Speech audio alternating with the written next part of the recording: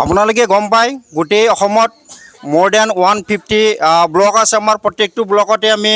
NHM কৰ্মচাৰীখিনি আমি PAN down পালন কৰি আছোঁ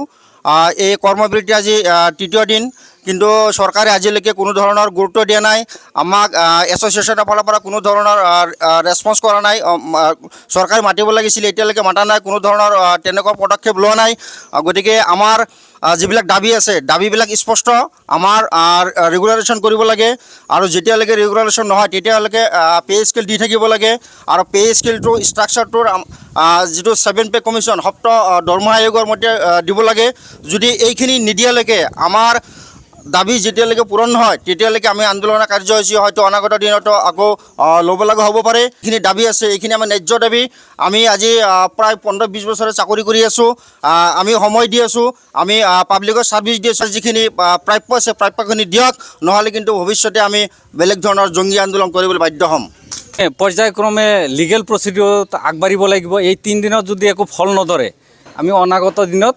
আমি ইয়াতকৈ আৰু ভয়াৱহ গণতান্ত্ৰিক আন্দোলন কৰিবলৈ বাধ্য থাকিম মই আজি 24 বছৰ হ'ল চাকৰি কৰিবলৈ আগতে আছিল RCH এই 5 বছৰ মই কৰিলোঁ তাৰপিছত 2006ৰ পৰা মই NRHM কৰিছোঁ আমাক হেমন্ত ছাৰ বিশ্ব শৰ্মাই তেওঁ উঠি কেনে যে ইলেকশ্যনত জিতি আমাক এপইণ্টমেণ্ট দিছিল তেওঁ কৈছিল যে তোমালোকে আমাক কেছ কৰিছিলোঁ কেছটোত আমি জিতিছিলোঁ কিন্তু তেওঁ কৈছে যে কেছটো তোমালোকে উঠাই লোৱাৰ পিছত তোমালোকক আমি স্থায়ী হিচাপত আমি চাকৰি দিম তোমালোকক পে'টো তেতিয়া মই 38 চনত 3800 কৰিছিলোঁ RCHত 38ৰ পিছত এতিয়া NRHM যেতিয়া কৰিলোঁ মই 5000 টকা পাইছিলোঁ তেতিয়া এনেকৈ অলপ কৰি আমাক বছৰি কেতিয়াবা 1000 কৰি বাঢ়াই দিয়ে কেতিয়াবা 500 কৰি দিয়ে এনেকৈ দি তাৰমানে আমাক এটা হেৰি কৰি দিছিল কিন্তু সেই পইচাটো আমাক এতিয়া লাগে কিয় লাগে আজি এনেকুৱা পৰিস্থিতি হৈ গৈছে যে আজি চৰকাৰখনে সিহঁতে ঠিক কৰিছে কিন্তু তাহাঁতৰ চব ঠিক আছে কিন্তু আজি NRHMৰ কৰ্মীবৃন্দক একো দিয়া নাই কিয় দিয়া নাই সিহঁতে দুখ লগা কথা খুব দুখ লগা আজি ল'ৰা ছোৱালী আমি ভাল ল'ৰা ছোৱালীক আমি ভাল স্কুল এখনত পঠিয়াব নোৱাৰোঁ এটা ঘৰ বান্ধিবলৈ ভাল থকা সকলোৰে ভাল থাকিবলৈ ইচ্ছা কিন্তু আমাক দিয়া নাই এইখিনি প্ৰাপ্য ধনখিনি আমাক পোৱাখিনি দিয়া নাই আমাৰ নগাঁও ব্লক পেইছে নহয় গোটেই অসমতে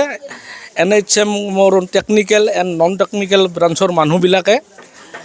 ষ্টাফবিলাকে মানে কৰ্মবিৰতি 3 দিন ধৰি কৰি আছে আজি অন্তিম দিন আকৌ মই ক'ব বিচাৰোঁ তেওঁলোকৰ এই কৰ্মবিৰতিটো ন্যায্য যুক্তিসংগত তথাপিও আমাৰ এই NHMৰ ষ্টাফবিলাকে কৰ্মবিৰতি কৰাৰ কাৰণে অসুবিধাৰ সৃষ্টি হৈছে বিশেষকৈ OPD আৰু ইমিউনাইজেশ্যনৰ মানে হেম্পাৰ হৈছে আকৌ যদি এই কৰ্মবিৰতিটো আকৌ এক্সটেনশ্যন কৰিব লগা হয় তেতিয়াহ'লে ইমাৰ্জেঞ্চি ছাৰ্ভিচতো আমাৰ হেম্পাৰ হ'ব আৰু হেল্থ ছেক্টৰটোৰ আচলতে পাৰফৰ্মেঞ্চটো কমিব